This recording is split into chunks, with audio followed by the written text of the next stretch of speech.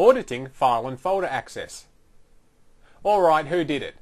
Now that's a common cry when a file or folder gets deleted. Well, if you want to be able to answer that very question and know exactly who is doing what as far as your network goes, then you need to take a good look at auditing. Now there are two ways that we can configure auditing. The first is on a per machine basis, and that's very time consuming, especially if you've got a lot of servers that you wish to configure auditing on. Now the second method is to configure the domain controller security policy for auditing, and of course that's going to override any local security policy that you may have configured, but that's okay. So the first thing we need to do is turn on auditing. So to turn on auditing, what we're going to do is we're going to click on Start, Administrative Tools, and we're going to go to our Domain Controller Security Policy.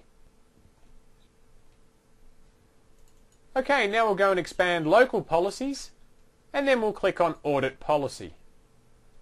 Now to enable auditing for our files and folders, we need to enable the Audit Object Access Policy.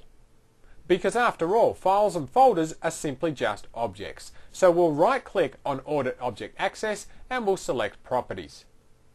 Now we need to make sure that Define these policy settings box is checked, and then we can choose whether we want to enable successful access to our objects or failed attempts to access our objects, or of course even both. So for this example, I'm going to choose to audit both and I'll click OK. Now over here under our policy setting column, we can see that we're currently going to audit access for success and failures. Okay, now that auditing has been turned on, we actually need to configure an object in which to audit. So what we're going to do is I'll close this down now, and I'm going to right click on my desktop, and I'm going to create a new folder, and I'll just call this number 1. Now what we're going to do is audit access to our folder 1 and any other files or folders below it. So I'll right click on the folder and I'll select Properties, and then we'll select the Security tab, and then we'll come down here and click on the Advanced button. Now finally we need to select the Auditing tab. So the first thing we'll need to do is add a user or a group to audit. So if we want to audit all access, we'd add the Everyone group in here. But if you have your suspicions that Joe from marketing's a dodgy so-and-so, then you can just add Joe's account in here. But for our example, I'm going to click on Add, Advanced, Find Now, and I'm going to scroll down and choose the Everyone group. And I'll choose OK and OK again. Okay, we've just had a new window pop up, and this lets us specify which permissions we want to audit. Now quite clearly you can elect to audit via success or by failure by simply just checking the appropriate box. So if you want to audit everything, then we could select all by choosing full control for both successes and failures. Now if you do make a mistake and want to change the user or group that you're auditing against, we could just click on the Change button and then go and locate our new target by clicking on Advanced and Find Now. But I'll just cancel out of that. We know we've got the right group, which is the Everyone group, so we'll just click OK and we're done. Now you'll also notice here that the Allow Inheritable Auditing Entries is checked. Now this performs the same function that we saw when we looked at inheritable permissions in our previous video. So basically it will enable auditing to propagate to all files and folders that are below this folder. Okay, as far as our configuration of auditing goes, we're done. We can simply click on OK and then OK again, and now auditing is in effect. Now a word of advice. Doing what I've just done here and enabling auditing of success and failures against the Everybody group will probably cause a huge event storm if the directory tree is heavily accessed. So normally you wouldn't go and do this. So let's go and take a look at our events in action. Now we're currently logged in as administrator. So if we go and double click and we'll right click inside here, we'll create a new bitmap image and we'll create a new Excel document.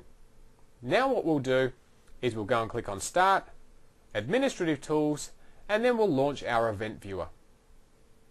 Okay, now as we've been doing some auditing, what we need to do is come over here and take a look at our security log. So we'll double click and I'll just expand this to make it a little easier to see. And we can certainly see a whole bunch of object accesses here in our categories. Okay, so what we're looking here for now in our security log is proof that the administrator has been mucking around in this folder. So what we'll be looking for is events with the ID of 560. So if we double click on one of those, now we can see here that our administrator has successfully accessed, and we can see the type is a successful event here, our new Microsoft Excel worksheet.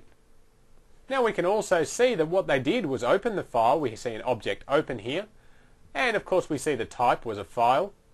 And here we can see our object name. The file was located under our Documents and Settings, Administrator, Desktop, the folder 1, and then of course the file was new Microsoft Excel worksheet.xls.